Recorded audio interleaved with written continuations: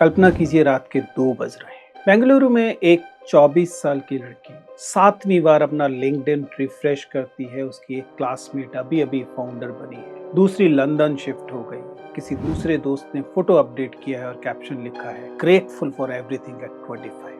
30 under 30 वाली list के बीच एक जनरेशन ने चुपचाप एक डरावनी बात को विश्वास के साथ मानना शुरू कर दिया है। इंटरनेट ने इंसानी जिंदगी को एक पब्लिक लीडर बोर्ड बना दिया है। लाखों लोग सुबह सुबह नाश्ते से पहले बिहाइंड द सीन लाइफ जो उनकी अपनी है उसे दूसरों की हाईलाइटेड रील से कंपेयर करना शुरू कर चुके हैं। जल्दी सफल होने का प्रेशर, हर हॉबी को मोनेटाइज करने का प्रेशर, जिंदगी को बकेट लिस्ट में बदल देने का प्रेशर। लेकिन यहाँ पर सबसे अजीब पैराडॉक्स ये है कि इतिहास में कभी किसी जनरेशन के पास सेल्फ इंप्रूवमेंट के इतने टूल्स नहीं थे जितने आज की जनरेशन के पास है। सोशल मीडिया कभी यह नहीं दिखाता कि इस सब में एक सर्वाइवर बायस है। जो दिखाया जा रहा है, हर दिखाए जाने वाली सफल व्यक्ति के अलावा हजारों लोग होंगे जो उसी यात्रा में होंगे और उतने सफल नहीं होंगे। I don't know whether you'll believe it or not, but slowly is the fastest way of building. नमस्ते दोस्तों, प्लीज सिट डाउन में आपका स्वागत है। कल्पना कीजिए रात के 2 बज रहे हैं। बेंगलुरु में एक 24 साल की लड़की 7वीं बार अपना लिंक्डइन रिफ्रेश करती है। उसकी एक क्लासमेट अभी अभी फाउंडर बनी है, दूसरी लंदन शिफ्ट हो गई। किसी दूसरे दोस्त ने फोटो अपडेट किया है और कैप्शन लिखा है grateful for everything at 25। And suddenly her chest feel tight, क्योंकि वह अब कंफ्यूज्ड है, अब भी खुद को समझने की कोशिश कर रही है, अब भी अनसर्टेनिटी के साथ जी रही है। और कहीं motivational reel, startup podcast, productivity influencers और 30 अंडर 30 वाली लिस्ट के बीच एक जनरेशन ने चुपचाप एक डरावनी बात को विश्वास के साथ मानना शुरू कर दिया है कि अगर 25 तक सक्सेसफुल नहीं हुए तो आप ऑलरेडी लेट हो। यह बिलीव, ये भरोसा, ये विश्वास या ये जिस किस्म का एक नारा दिया गया है, ये सिर्फ एंजाइटी पैदा नहीं कर रहा, ये एग्जॉशन पैदा कर रहा है, बर्नआउट और आइडेंटिटी कोलैप्स के लिए जिम्मेदार है। एक ऐसी जनरेशन जो धीरे धीरे चलने से डरती है, एवरेज लाइफ से डरती है, इनविजिबल हो जाने से डरती है। आज जेंजी अलार्म से नहीं, वो सच में कंपैरिजन से जागते हैं। वे लोग सुबह सुबह ऐसा नहीं है कि उन्हें कोई जगाता है, वो लगातार जिस पहले क्षण जागते हैं तब से कंपैरिजन शुरू करते हैं और आखिरी दिन का जो आखिरी क्षण है तब तक कंपैरिजन कर रहे होते हैं। इंटरनेट ने इंसानी जिंदगी को एक पब्लिक लीडर बोर्ड बना दिया है। लाखों लोग सुबह सुबह नाश्ते से पहले बिहाइंड द सीन लाइफ जो उनकी अपनी है उसे दूसरों की हाईलाइटेड रील से कंपेयर करना शुरू कर चुके हैं। और खतरनाक बात यह है कि कोई नहीं पूछ रहा, कोई नहीं बता रहा कि किसने तय किया कि 25 साल की उम्र तक लाइफ सॉर्टेड हो जानी चाहिए। किसने तय किया आपके 20s cinematic, hyper productive, aesthetic, financially successful, socially relevant और प्रोफेशनली एक्स्ट्रॉर्डिनरी दिखनी चाहिए? किसने? वो भी सब एक साथ। क्योंकि इंसान की जिंदगी कभी ऐसे डिजाइन की नहीं गई थी। पूरी की पूरी इंडस्ट्री युवाओं को लेट महसूस कराकर प्रॉफिट कमा रही है। कौन सी इंडस्ट्री है ये? वही productivity industry, hustle industry, self improvement industry, the fix yourself before 30 वाली industry, quarter life crisis industry. ये सारे उद्योग हैं।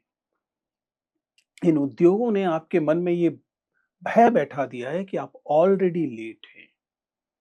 अगर आप इस वीडियो को अंत तक देखेंगे तो आपको शायद ही वो शॉकिंग रियलिटी पता चलेगी कि आपकी एंजाइटी आपके पर्सनल फेलियर्स नहीं हैं, बल्कि उस कल्चर्स के प्रति आपका एक रिस्पॉन्स है, परफेक्टली रैशनल किस्म का रिस्पॉन्स जिसने इंसानी अस्तित्व को टाइम्ड कंपटीशन बना दिया। यह वीडियो इसलिए भी जरूरी है क्योंकि आज लाखों युवाओं पर एक इनविजिबल किस्म का प्रेशर है।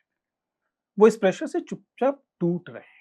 ये प्रेशर क्या है? जल्दी सफल होने का प्रेशर, हर हॉबी को मोनेटाइज करने का प्रेशर, जिंदगी को बकेट लिस्ट में बदल देने का प्रेशर, इंसान ह्यूमन बनने से पहले ब्रांड बन जाने का प्रेशर। मैं अपनी जिंदगी के अनुभव से आपको बता रहा हूं दोस्त कि 25 तक कुछ भी खत्म नहीं होता और जल्दबाजी से कुछ मिलता भी नहीं।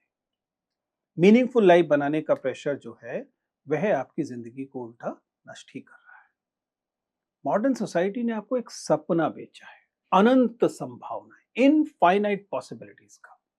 Be what ever you want, तुम जो चाहो वो बन सकते हो। सुनने में कितना खूबसूरत लगता है, जब तक कि आपको यह एहसास न हो जाए कि इनफाइनाइट पॉसिबिलिटी का मतलब इनफाइनाइट प्रेशर भी है। क्योंकि अगर तुम कुछ भी बन सकते हो तो हर असफलता भी तुम्हारी अपनी गलती लगने लगती है, जबकि सच में ऐसा है नहीं। डेलाइट की 2025 जेनजी और मिलेनियम सर्वे की रिपोर्ट जो है उसके हिसाब से आजकल के युवा financial stability meaning the mental wellbeing को लेकर गहरी एंजाइटी महसूस कर रहे हैं। उन्हें लगता है कि फाइनेंशियल स्टेबिलिटी जो है उसी से हमारे जो मानसिक स्वास्थ्य है वो बचा रहेगा, और अदरवाइज उनको एंजाइटी पैदा होती है। इसके जो साइकोलॉजिकल इम्पैक्ट है वो सारी जगह दिखाई देते हैं। सीएनबीसी की एक रिपोर्ट बताती है जिसमें उन्होंने क्वार्टर लाइफ साइकिल के बढ़ते हुए ट्रेंड पे बात की थी। यानी कि 18 से 25 साल के जो युवा हैं वो हिस्टोरिकली अपने सबसे कम हैप्पीनेस लेवल, इंटेंस लॉनलीनेस और आइडेंटिटी और डायरेक्शन को लेकर बढ़ती अनसर्टेनिटी को महसूस कर रहे हैं। लेकिन यहाँ पर सबसे अजीब पैराडॉक्स ये है कि इतिहास में कभी किसी जनरेशन के पास सेल्फ इंप्रूवमेंट के इतने टूल्स नहीं थे जितने आज की जनरेशन के पास है। उसके बावजूद यह इमोशनली इतनी एग्जॉस्टेड है जितनी इमोशनली एग्जॉस्टेड कोई पीढ़ी नहीं थी। जिंदगी अनुभव ही नहीं हो रही है, उसको एक्सपीरियंस ही नहीं किया जा रहा है। पूरी जिंदगी मानो परफॉर्मेंस हो गई है।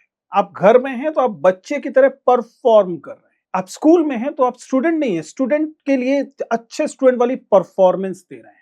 चलिए, सबसे पहले तो इस कल्ट ऑफ सॉर्टेड बाय 25 को बस्ट करना बहुत जरूरी है, मेरे बच्चों के लिए जरूरी है, क्योंकि it has become some kind of a psychological violence that's been hurled at Gen Z. बार बार आपसे ये पूछा जाना, where do you see yourself in 5 years? अब कितना मासूम सा सवाल है, लेकिन एजम्पशन क्या है कि जिंदगी बिल्कुल लीनियर तरीके से चलेगी। आप यहाँ हैं, 5 साल में आपको यहाँ होना चाहिए। School, college, career, success, marriage, stability, done, वो भी एक निश्चित उम्र तक।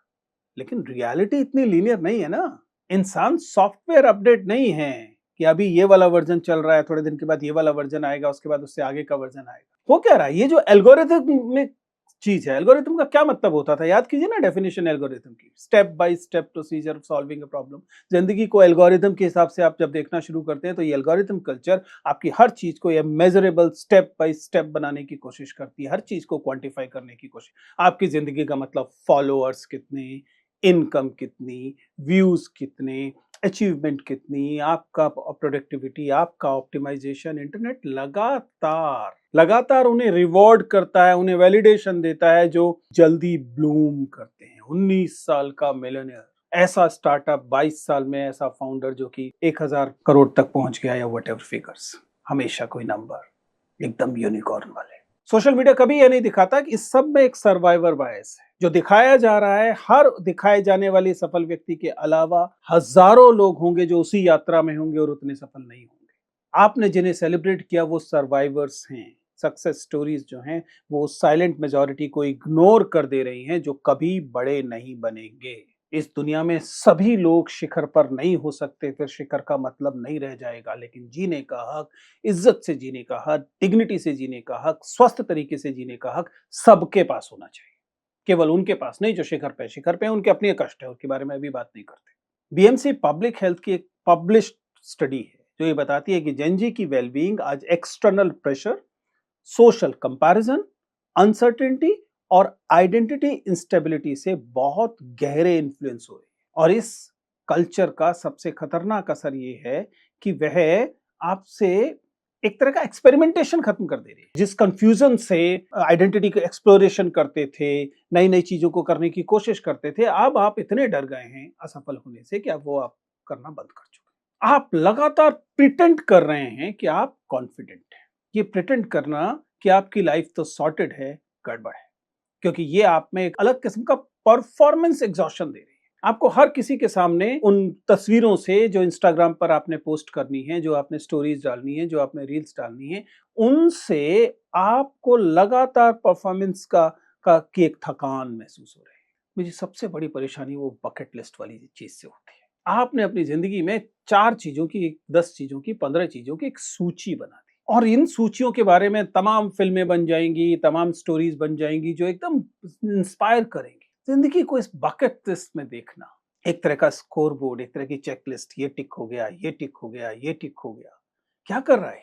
जिंदगी के बारे में कम, जिंदगी के विजडम के बारे में कम, एक्यूमुलेशंस के बारे में ज्यादा हो गया कि आपकी बकेट में क्या क्या आपने इकट्ठा कर लिया। ये बकेट लिस्ट कल्चर जो है धीरे धीरे उस चीज में बदल रहा है जिसे हम इंपेरेटिव एक्सपीरियंशियल डिस्कोर्स कहते हैं। एक ऐसा संवाद, एक ऐसी बातचीत जिसमें कि आप केवल ऐसे अनुभवों की बात करते हैं जो अनुभव क्वांटिफाई तरीके से सामने दिखाई देते हैं। कितने सारे वीडियोस आपको दिखाई देते हैं। You have to visit this place before you are 30।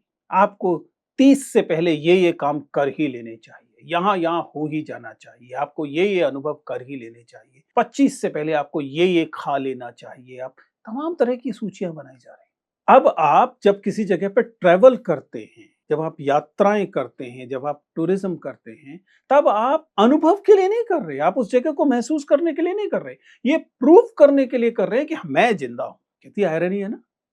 समाज को आप ये बता रहे हैं और इस चक्कर में इनफैक्ट उससे आनंद मिलने की जगह आप तनाव हासिल कर रहे हैं।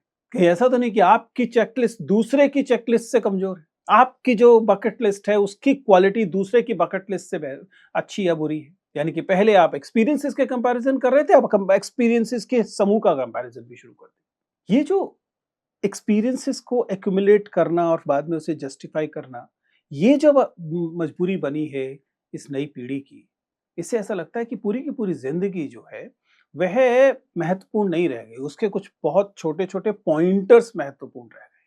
बाकी जिंदगी जो है उसके बारे में कोई चर्चा नहीं। और ये बकेट लिस्ट जैसा ही एक मजेदार शब्द जो है वो क्वार्टर लाइफ क्राइसिस, पूरा उद्योग है इसका। यानी कि इस समय जो हो रहा है इस बात को समझिए, क्वार्टर लाइफ क्राइसिस क्या दिखाई दे रहा है।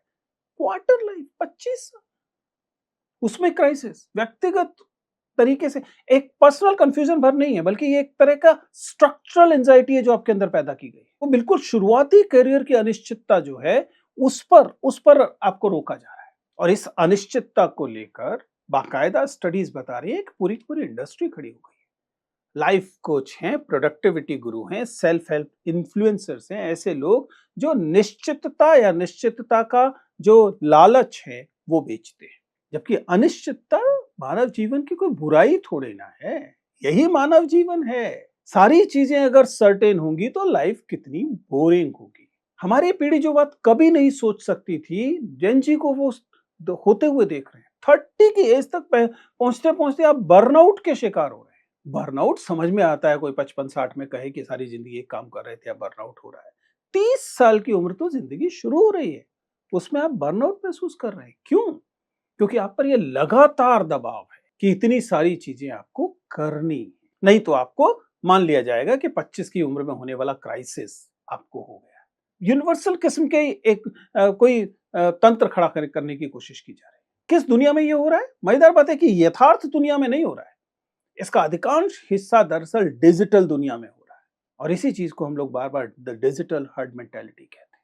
ये जो डिजिटल दुनिया का झुंड तैयार हुआ है उसकी बात करें। 25 तक सक्सेसफुल बनो, इस ऑब्सेशन के पीछे जो इनविजिबल फोर्स काम कर रही है वो यही झुंड की मानसिकता है, हर्ड मेंटालिटी। एक ऐसी मेंटल कंडीशनिंग है जहां पर इंसान अपने इंडिपेंडेंट थिंकिंग को टेम्परेरीली सस्पेंड कर देता है, क्योंकि सब लोग कर रहे हैं, बैंडवैगन है, इसलिए हर्ड मेंटालिटी आपसे कहती है कि आप भी कीजिए। सब लोगों के पास एक बकेट लिस्ट है। 25 साल का व्यक्ति, 24 साल का व्यक्ति दूसरे से पूछ रहा है आपकी बकेट लिस्ट क्या है। अब आपको लग रहा है यार बकेट लिस्ट भी होनी चाहिए, इसके पास है मेरे पास नहीं, इसका मतलब मैं कुछ कमतर हूं। ये जो हर्ड मेंटालिटी है खासतौर से डिजिटल दुनिया की, यह बहुत खतरनाक हो रही है।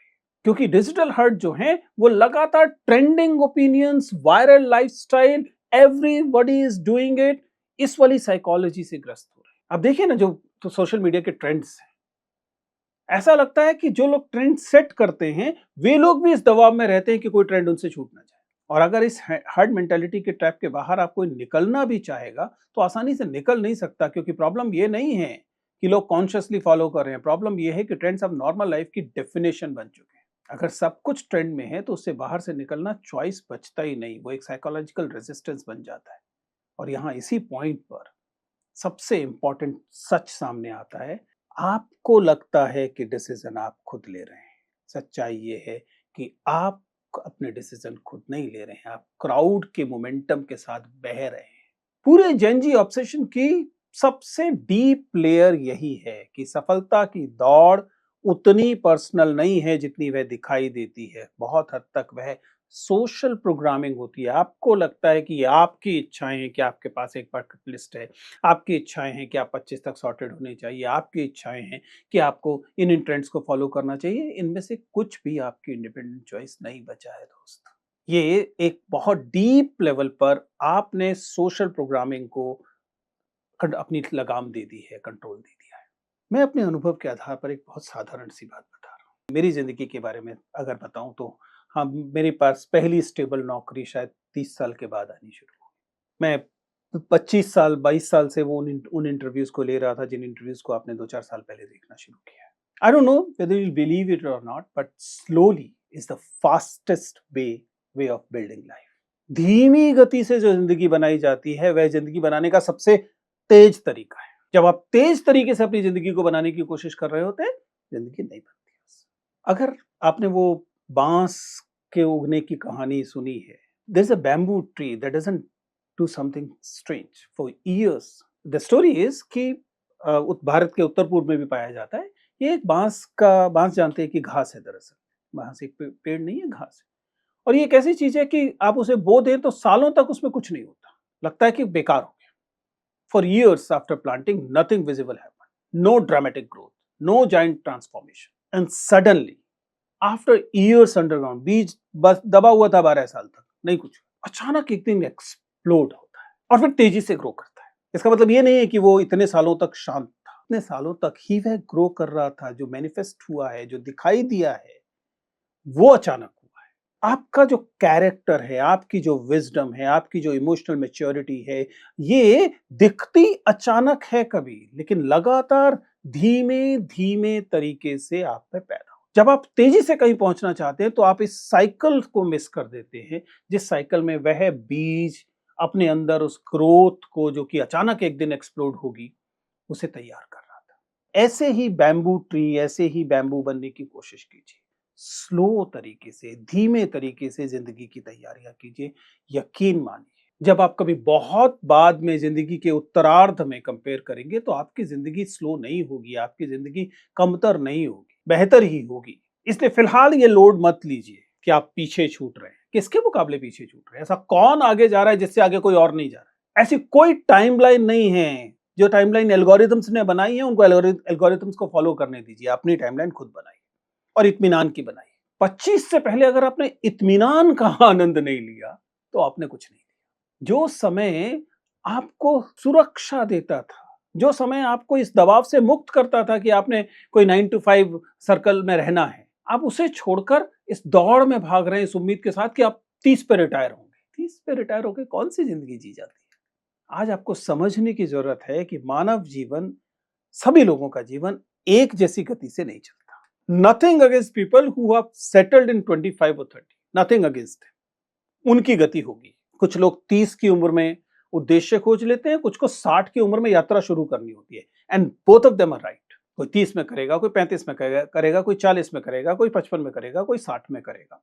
कोई फर्क नहीं पड़ रहा। आज के समय में जो एक युवा व्यक्ति है, वो जो सबसे ज्यादा क्रांतिकारी काम कर सकता है वो ये कि वो ये सबके सामने कहे कि मैं इस जल्दबाजी को ठुकराता हूं, इस दबाव को ठुकराता हूं कि मुझे किसी को दिखाना है, वैलिडेशन चाहिए। मैं इस दौड़ का हिस्सा होने से को ठुकराता हूं। आजकल के समय में बगावत यही है। अगर आप ये करके दिखाना है कि लो मैंने 23 में कर दिया, 22 में कर दिया, तो आपने वह किया जो सारे को करने की कोशिश कर रहे हैं। उसमें कोई किसी किस्म का रेबेलियन नहीं है। जिंदगी 25 की उम्र में खत्म नहीं होती, सही मायनों में तो अभी शुरू हो रही है।